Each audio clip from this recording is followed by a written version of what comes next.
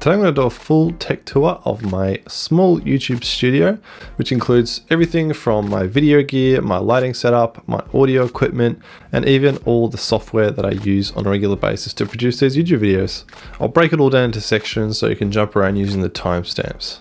So first of all, let's talk about my video gear. So I've got a Sony a6600. I've had it for maybe, it must be around a year now, and I really love it. It's just great. You can shoot S-Log2 on it, which has taught me a lot about color grading in the last 12 months. It's 4K, so it's a step up from my old camera, and it's just really compact and does everything I need it to do. So I've been really happy with this camera. With the camera itself, my main A-roll shot is usually on the Sigma 16mm 1.4 lens. And again, I really love this lens. It's perfect for a small studio setup like this because it's such a wide angle. Yeah, it distorts my face a little bit and makes me look a little bit funny, but I think it's totally worth it for the added sort of size and perspective you get. And it definitely, I think, makes my studio look a lot bigger than it is. So now you know, it's actually only 2.5 meters by 2.5 meters, so it's not that big. Now on my Sigma 16mm, I usually have an ND filter. I have a variable ND filter, which I can just rotate to adjust how much ND I want to use. And this is really great for my little studio setup. So I can turn my ISO down and have my aperture really quite high. So I've got a bit of blurriness, a bit of bokeh in the background. And that's kind of the look that I've been going for on my channel for a while now. For a lot of my B-roll shots, I tend to use the 18-135 Sony kit lens, which came with the camera itself. And I really like this because it's got image stabilization, which makes it really great for handheld B-roll shots, makes my shots look a lot smoother as opposed to my 16mm, which doesn't have stabilization. The A6600 does have inbuilt stabilization, but it's not amazing. So having a stabilized lens combined with the stabilization in the camera means that my shots are a lot smoother, which is why I tend to use this for my handheld B-roll shots. I use a SanDisk Extreme Pro 64GB SD card to record all my footage onto. And then my last camera accessory that I just literally bought this week is a small rig top handle. I'm really keen to just give this a try out, see if it helps stabilize my B-roll shots a bit and just make my overall camera setup a little bit easier to use. And I'd really like to rig out my camera a bit more. I'd like to have an external screen so I can have things like false colors. I think that's probably the next thing on my upgrade list, will be a preview monitor. And last but not least, in terms of my camera gear, I cannot fail to mention my Insta360 Go 2 camera, which Insta360 were kind enough to send me a couple of months ago, and it's been amazing. I actually love this camera, but it's just so versatile. I use it for all sorts of different things. You can get really creative, fun shots with it, and it's just a really fun camera. I just really enjoy using it, so highly recommend. Alright, so next up, let's talk about all my lighting equipment. So my main key light is the Aperture 120D Mark II, and this is kind of the first major upgrade that I did to my YouTube studio. Must have been a year and a half ago, something like that, and it has honestly been one of the best upgrades I've done in my entire YouTube career in the last 2 years. The aperture light dome that I've got attached to it is just great. It's really big and diffuses the light really nicely. And I personally think it looks amazing, especially compared to the old, really cheap eBay softboxes that I had before. It's definitely big and a bit cumbersome to move around, especially when I'm trying to adjust it and move it around for B-roll shots, but it's honestly been such an amazing light. Now I've also got two Aperture MCs, which again I use for sort of background lighting. I use it for accent lighting on different product shots and that kind of thing. And I've done a few videos on these, so if you're interested, be sure to go and check them out. I also have a Waylite K21 tube light, which again is really great. I use it for some backwash, particularly in my main A shots, and again for different product shots as well. I've been using it for that as well, and it's just a really handy light. I really like it. In the studio itself, I actually use a diffusion disc. It's like a 5-in-1 reflector disc, which has a diffusion disc at the center. And I use this to just soften the light from the K21, just so it adds a bit more of a gentle wash in the background rather than a harsh look with more harsh shadows. Now in the background on all my A-roll shots, I use this, it's just a regular desk lamp, which I've got a smart bulb in, and I use that as my sort of rim light or hair light. And it's great because I can adjust the color on it, so I can use it for different types of shots, as well as adjust the intensity, so I can turn it up and down depending on how I want my shot to look. And last but not least, I've got my neon cloud in the background, which I've had on my YouTube channel for quite a long time now.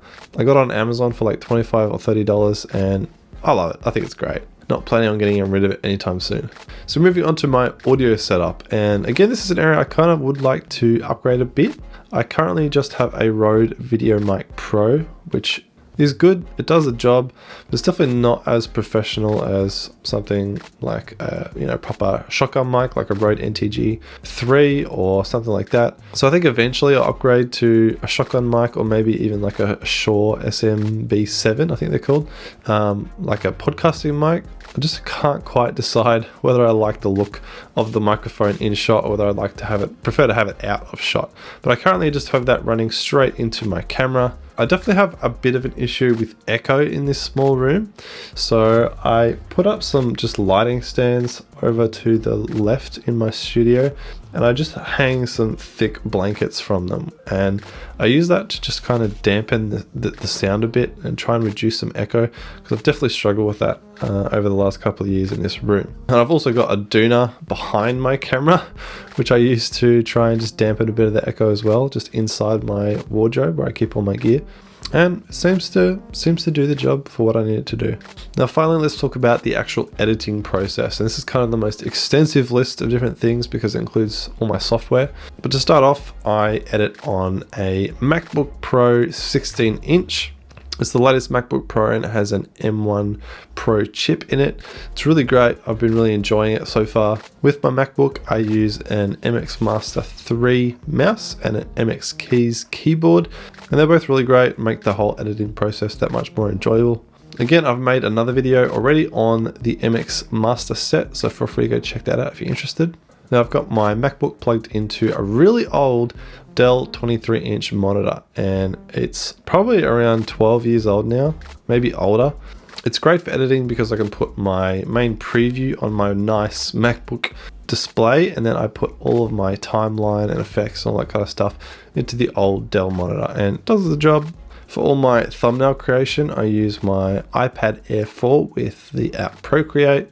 Definitely is not as powerful as Photoshop, and it's not really designed for thumbnail creation as much as it's designed for digital art. But for doing basic thumbnails, it actually is really great. Now the big question, which software do I use for video editing? And I actually use Final Cut Pro. I used to use Adobe Premiere, but I moved over to Final Cut probably about a year and a half ago now. I think it was something like that, maybe a year ago. And I've loved it since I moved over from Premiere. I recently started a new job where I've had to move back to Premiere and start reusing that, and it's definitely been a bit of a struggle, I'm not gonna lie. Now, I mean, they're both great editing software programs, obviously, but I think for now I still do prefer Final Cut, so I'm going to stick with that for my YouTube video editing for now. Now I also use it in conjunction with Recut, which is a really amazing program which I highly recommend. I'll leave a link in the description, which I use to do all of my jump cuts. So pretty much every jump cut you see in all of my YouTube videos, they're all done automatically in Recut. Basically the app figures out where the silent spots are, just cuts them out, and then you can export that as an XML and directly import it straight into Final Cut or Premiere. I also use Final Cut Pro Diet 2, which is another life-saving app. This app basically clears your entire cache of temporary files after you finish editing a project. And if you've used Final Cut before, you know how big those caches can get. It can get up to like 500 gigabytes, which is nuts. Now finally, the last two pieces of hardware are my storage devices. I've only got 512 gigabytes on my Mac, so I'd like to edit everything off a 1 terabyte Seagate Barracuda SSD. Now again, I've had this SSD for probably a year and a half, something like that, and it's never let me down. I've really enjoyed using it. It's great. It's fast enough to edit off, no problem. I was trying to use this as a backup for all of my footage, but obviously 2 years worth of YouTube videos is a lot of data and it quickly ran out of space. So I got a 4 terabyte, just a Seagate expansion hard drive. And I've been using this to build up a bit of a B-roll library. I was trying to do it online through Google Drive, but it's just kind of a pain having to upload and then re-download footage. It's a lot quicker on an actual drive, so that's why I decided to opt for just a regular 4TB hard drive. So there you go, that is all of my YouTube gear, literally every single piece of YouTube gear that I have, apart from obviously like stands and stuff like that. But the actual tech that I use, that's all of it. If you watch to the end, if you're actually still here watching, leave a comment with this emoji, because I'm really interested to see if you actually watched to the end. But other than that, it's great to be back. Sorry I've been away for a couple of weeks. I had COVID, so I've just been sick and resting at home, and I wasn't really in the mood to film videos when I was in bed crook. So other than that, feel free to check out my creative tech playlist for more creative tech content. I hope you have an amazing day, and I'll see you very soon in the next video.